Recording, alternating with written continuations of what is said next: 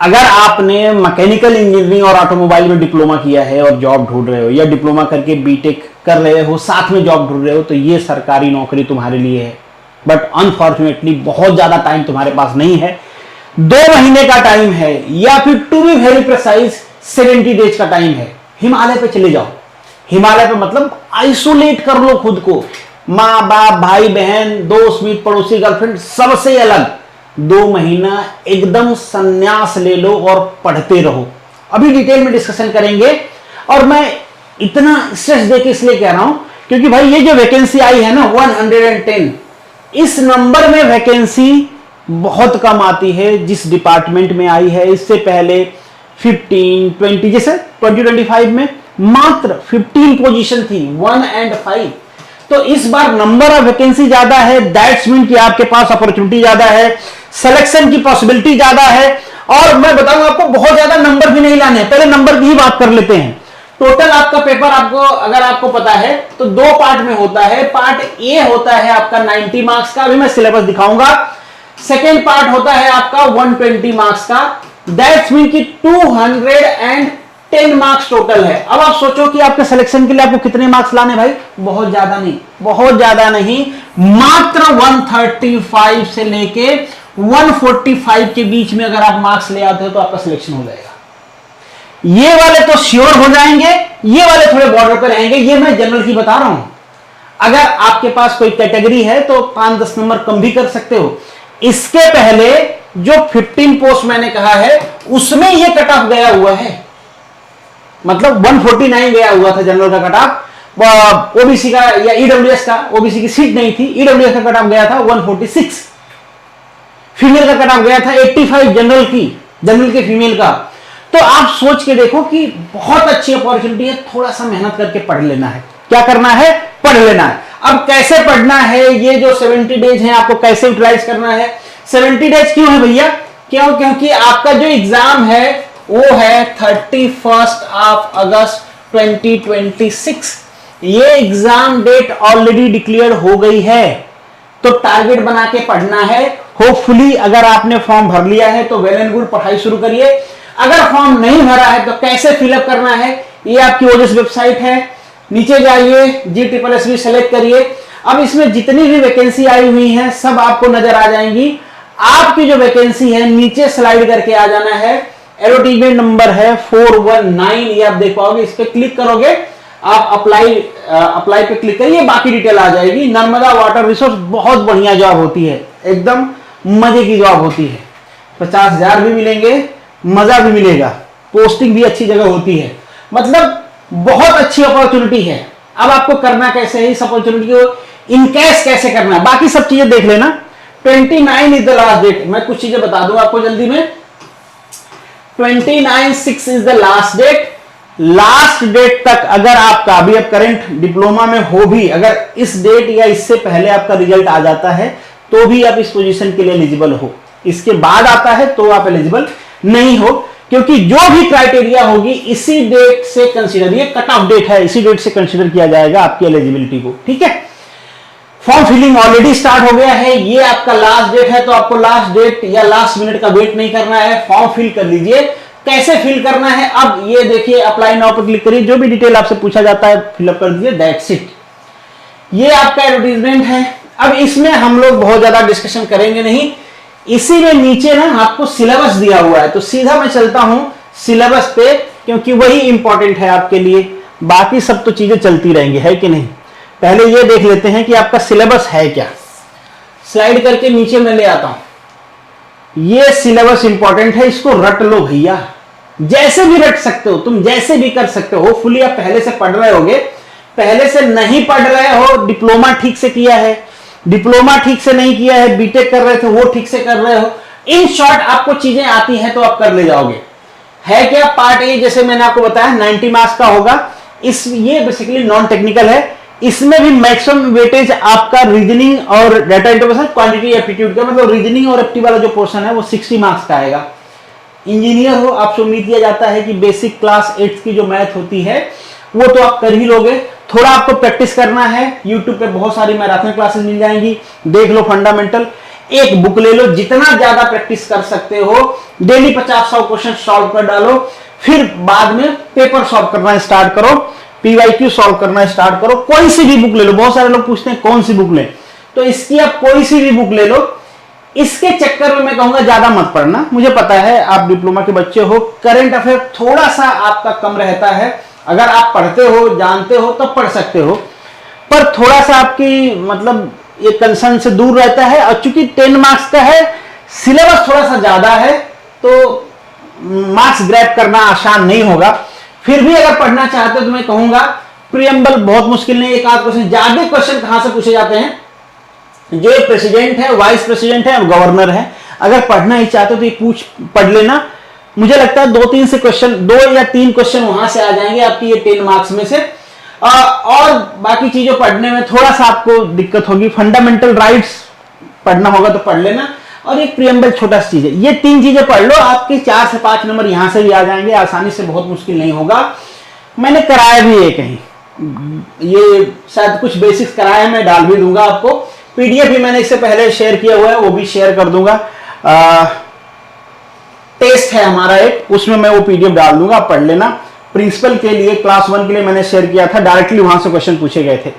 अब जो major portion है वो आ जाते हैं, मैंने इसका डिस्कशन कर लिया। मेजर पोर्शन 2 ही है, 60 मार्क्स का एप्टी और रीजनिंग, उसमें कुछ नहीं करना है, किसी के चक्कर में मत करो, वो केवल प्रैक्टिस से आती है, तो जितना प्रैक्टिस कर सकते हो उतना प्रैक्टिस करो।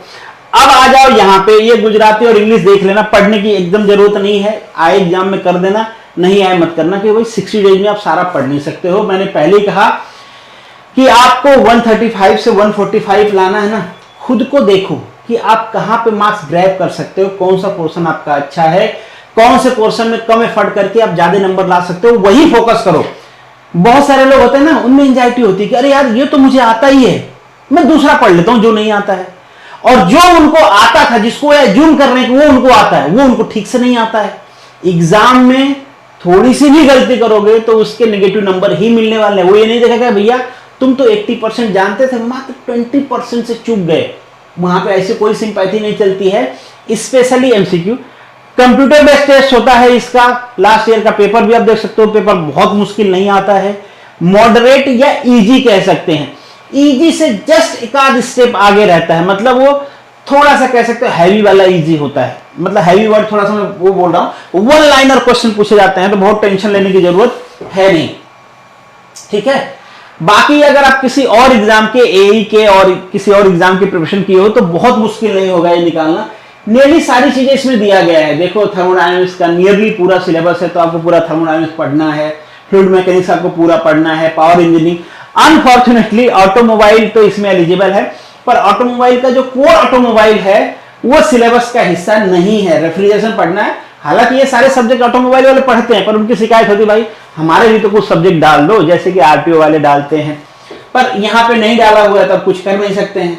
इंजीनियरिंग मैकेनिक्स करना है, मैकेनिक्स ऑफ मटेरियल करना है, थियरी ऑफ मशीन है, फिर इंजीनियरिंग, मतलब इन शॉर्ट जो भी आपके मैकेनिकल इंजीनियरिंग के सब्जेक्ट्स होते हैं वो सारे सब्जेक्ट्स यहाँ पे दिए गए हैं, डिटेल में वो सिलेबस भी मेंशन किया गया है, तो कुछ बचा नहीं है।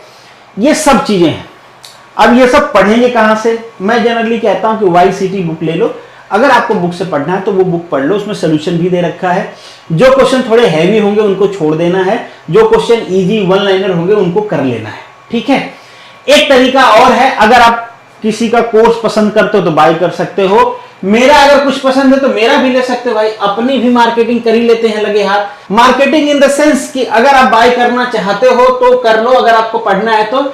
एक चीज मैं रिकमेंड करूंगा, ये डोना बैच है जिसमें हमने सारे सब्जेक्ट पढ़ाए हुए हैं, डिटेल में पढ़ाए हुए हैं, टेस्ट सीरीज है, एक्सप्लेनेशन है, पीवाईक्यू कराए हुए हैं हर चैप्टर के, हर सब्जेक्ट के।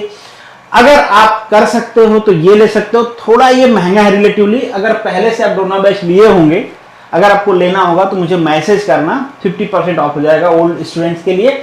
अगर ये नहीं लेना है तो एक ऑनलाइन टेस्ट सीरीज है, इसमें भी आपके सारे सब्जेक्ट्स कवर हैं।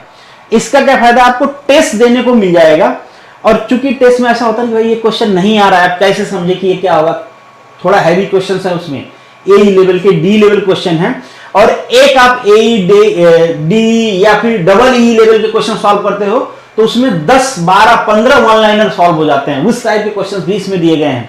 इसका फायदा ये है अगर आप लेते हो, इसमें वीडियो सोल्यूशन है। जैसे ये दिख रहा है ना आपको 1 घंटा 1 आवर 3 मिनट्स का, ये टेस्ट हुआ है थर्मोडायनेमिक्स का, फिर उसका वीडियो सोल्यूशन है, डिटेल में डिस्कस किया गया है कि ये ऑप्शन सही क्यों है, ये ऑप्शन गलत क्यों है। तो आपको मतलब बहुत सारे फंडामेंटल अगर जल्दी में क्लियर करना है और थोड़ा बेसिक बेसिक चीजें आप जानते हो तो आप ये टेस्ट सीरीज ले सकते हो। इसमें जो मेन जो टेस्ट हैं इंडिविजुअल, उन सभी के वीडियो सॉल्यूशंस दिए गए हैं। बहुत महंगा भी नहीं है, 500 का है, तो आप एक बुक का प्राइस है, आप इन्वेस्ट कर सकते हो। 20 आवर के आसपास के इसमें लेक्चर हैं, 22 आवर के आसपास के इसमें मतलब सॉल्यूशंस हैं टेस्ट के साथ। पहले टेस्ट दीजिए, नीचे तो सॉल्यूशन दिए ही गए हैं, वीडियो सॉल्यूशन भी हैं, तो यहां से आपके पूरे सब्जेक्ट के फंडामेंटल क्लियर हो जाएंगे। ठीक है, वो आपको फायदा रहेगा। बाकी अगर किसी और का पसंद है तो उसी का लीजिए।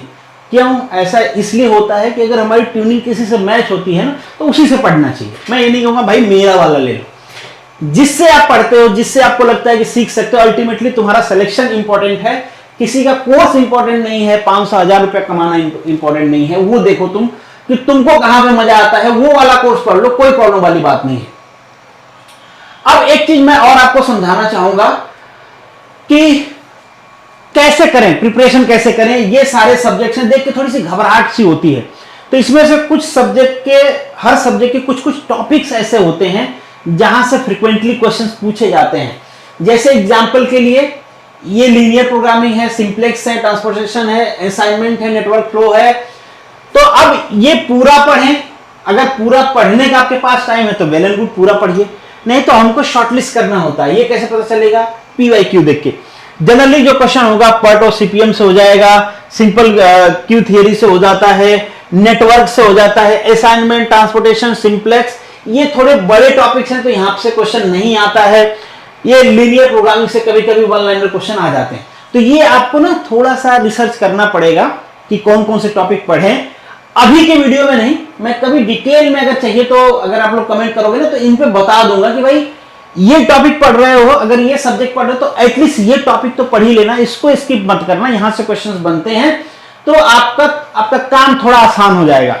वो पढ़ना है, उसके बाद अगर टाइम बचे तो दूसरे भी पढ़ने हैं। मतलब कंपटीशन एग्जाम के लिए तो आप जितना ज्यादा पढ़ लो उतना अच्छा है। जैसे ये सब्जेक्ट है, सबको पता है हीट ट्रीटमेंट में मतलब 1 घंटे में आदमी पूरा हीट ट्रीटमेंट पढ़ लेगा। आपके एग्जाम के लेवल की बात करना और रिसर्च के लेवल की नहीं, आपके एग्जाम की लेवल की बस आपको डिफरेंस पढ़ना है। डिफरेंस से क्वेश्चंस आते हैं भाई कि एनेलिंग, टेम्परिंग, नॉर्मलाइजिंग, इन सब में डिफरेंस क्या होता है, किस टेम्परेचर पे ये होता है, किस एनवायरनमेंट में ये होता है, इसी टाइप के क्वेश्चन पूछे जाते हैं। That's it. तो क्यों ज्यादा डिटेल में जाना है? इसी तरीके से हर टॉपिक में होता है। मैं कभी इस पर डिटेल वीडियो बना दूंगा। अभी बस आपको थोड़ा सा गाइड करना था कि भाई पढ़ो, बहुत इंपॉर्टेंट वैकेंसी है।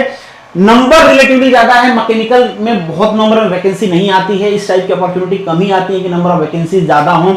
कंपटीशन का लेवल भी बहुत ज्यादा नहीं है, तो आसानी से 2 महीना जो भी है, 70 डेज, 72 डेज जो भी आपके पास बचे हुए हैं, इतना टाइम देके आप एक नौकरी रिजर्व कर सकते हो। और सरकारी नौकरी के बारे में हमेशा मैं कहता हूं कि भाई एक आदमी को एक जॉब से चाहिए क्या? मेंटल पीस चाहिए, वहां पे मिल जाता है। मतलब कोई एडिशनल बर्डन नहीं है, नौकरी से निकाले जाने का डर नहीं है, एक फाइनेंशियल स्टेबिलिटी मिल जाती है। भाई इतनी सैलरी जो हमारी है तो आती रहेगी, कंटिन्यूअस, प्रॉब्लम नहीं है कोई। और इंडियन सोसाइटी में एक एडिशनल गवर्नमेंट जॉब करने वालों को रिस्पेक्ट भी मिल जाता है कि भाई लड़का सरकारी नौकरी कर रहा है। तो ये सारे एज हैं। ये एज मैं क्यों बता रहा हूं, ये this is the source of motivation. बाकी तुम्हारे मोटिवेशन का सोर्स कुछ और भी हो सकता है, वहां से मोटिवेशन ले लो, कहीं से ले लो और पढ़ते रहो। साथ में शॉर्ट नोट्स बनाते रहो, बहुत लंबी नोट्स नहीं लिखनी है, शॉर्ट नोट्स लिखनी है कि उसको इन टाइम में तुम रिवाइज कर पाओ। जो चीजें भूल रहे हो वही शॉर्ट नोट्स में लिखो, जो याद रख सकता है दिमाग वो याद रखो। एक शेड्यूल बनाओ कि हर हफ्ते में जो चीज पीछे का पड़ा है वो रिवाइज करेंगे। तो इस तरीके से प्लान करके आप करोगे, हो जाएगा। करने से हो जाता है, करके तो देखो, हो ही जाएगा। बाकी कोई डाउट है तो कमेंट बॉक्स में लिख सकते हो। चलिए मिलेंगे नेक्स्ट वीडियो में, तब तक के लिए all the best, good luck and